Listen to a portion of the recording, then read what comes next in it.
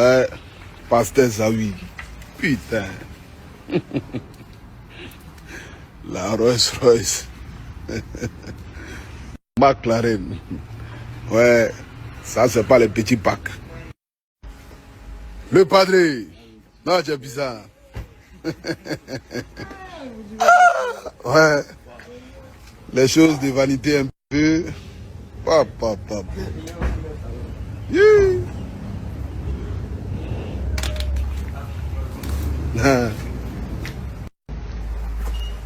Ça, ouais, parti. Ça va bien? Là, ici, chez le pasteur Zawi, à domicile, Beverly. McLaren. Pasteur, mystico, christico, révérend de quoi, je ne sais pas. Frère Wilfried Zawi, je vais te dire quelque chose de très important. Et à travers toi, tout ton groupe, c'est-à-dire votre groupe de pasteurs là, il faut que je dise quelque chose, peut-être qu'il va... C'est un enseignement quoi, si ça peut vous racheter. Parce qu'il y a une chose qui est vraie. Si la parole que Aputu a prononcée sur ta vie, si tu prends ça en compte, si tu comprends bien, tu veux bien comprendre, tu dois savoir que Dieu veut encore t'utiliser. Dieu veut encore t'utiliser. Je viens. Cet enfant est allé chez toi et il a filmé tes grosses cylindrées, des grosses voitures dont chacune vaut au moins 600 millions. Qui sont tes voitures. Tout ce que tu allais avoir, tu as lutté pour avoir des grosses cylindrées, des quoi, tout ça. Mais quand l'enfant est venu là, la parole qu'il a dite, il dit, les choses des vanités.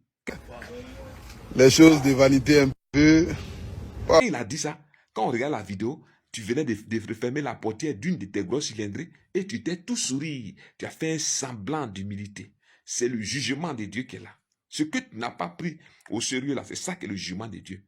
Les choses des vanités. Bizarre. Ouais, les choses de vanité un peu. Papa. Des gens qui sont là, qui sont entourés de commandos. On ne peut pas les approcher. C'est-à-dire, si l'un d'entre vous était à la place de Jésus, là, la femme qui a été guérie après 12 ans de perte de sang, là, elle n'aurait pas pu être guérie parce que vous êtes tellement protégés. Personne ne peut vous approcher. Ouais. Non, l'homme de Dieu, on ne peut pas. Non. Éloigne-toi. Oh, le maître lui-même, là. La femme faible, après avoir perdu 12 ans de son sang, elle est partie, elle a lutté, elle a touché. Mais revenez à Jésus. Tu les vois comme ça à Abidjan, là. Ils ont ces grosses cathédrales, là, ils sont dedans. Et puis, c'est pas Dieu ils servent, c'est eux que les hommes servent. Ça, vous êtes d'accord? Vous ne servez pas Dieu. Parce que Jésus nous a dit, le plus grand d'entre vous doit être le serviteur de tous. Mais c'est vous, là, que les hommes servent. Vous ne servez pas les hommes. Votre cœur est loin de Dieu. Tu vas avoir deux réactions. Et les deux réactions sont les suivantes. Soit, tu réagis comme David, quand il allait vers Bathsheba, et que le prophète est venu prononcer contre lui la parole du Seigneur, il s'est repenti, il a pleuré, il a gêné. Malgré tout cela, Dieu n'a pas toléré que cet enfant-là vive. C'est le grand frère de Salomon, il n'a pas survécu. Mais David a épuré son cœur et il est demeuré fidèle à Dieu. Le deuxième cas, c'est Akab, le roi Akab. Quand le prophète a prononcé la parole contre lui pour dire que tu es un pécheur et à cause de toi la pluie ne va pas tomber sur la terre sauf à ma parole, il a cherché à tuer le prophète. Élie était obligé de se cacher. Ouais. Et la sentence a été exécutée par le Dieu très haut. Donc tu peux avoir ces deux réactions.